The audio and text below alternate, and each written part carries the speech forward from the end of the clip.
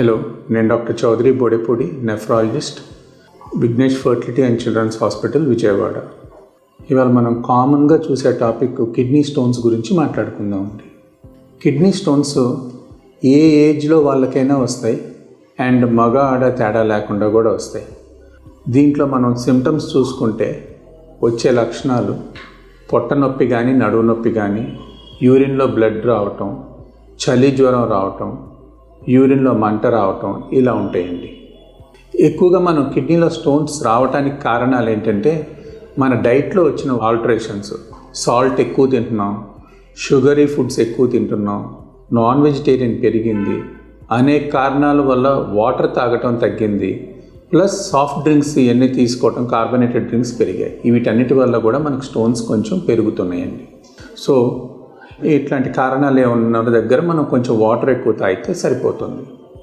మనకి ఇట్లా స్టోన్స్ ఏమో అని డౌట్ వచ్చినప్పుడు యూజువల్గా మనం చేయించుకునే టెస్ట్లు ఏముంటాయంటే ఫస్ట్ యూరిన్ టెస్ట్ అండి. యూరిన్ టెస్ట్లో మనకి ఏమన్నా బ్లడ్ పోతుందా, యూరిన్లో ఏమైనా ఇన్ఫెక్షన్ ఉందా, లేకపోతే యూరిన్లో ఏమైనా క్రిస్టల్స్ ఏమన్నా యూరిక్ యాసిడ్ కానీ ఇలాంటి క్రిస్టల్స్ ఉన్నాయా, ఇవి చూసుకోవాలి.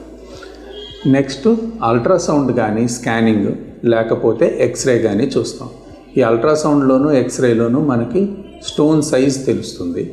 అండ్ ఎక్స్రేలో అయితే కాల్షియం ఉన్న రాళ్ళు అయితే ఎక్స్రేలో కనిపిస్తాయి, కాల్షియం లేని రాళ్ళు ఎక్స్రేలో కనిపించవు. వీటికన్నిటికంటే కూడా సిటీ స్కాన్లో డెఫినెట్గా మనకి రాయి ఉంటే 99% తెలుస్తుంది. బెస్ట్ టెస్ట్ సిటీ స్కాన్, కాకపోతే రేడియేషన్ ఉంటుంది కాబట్టి మనం సిటీ స్కాన్ని కొంచెం తగ్గిస్తున్నామండి.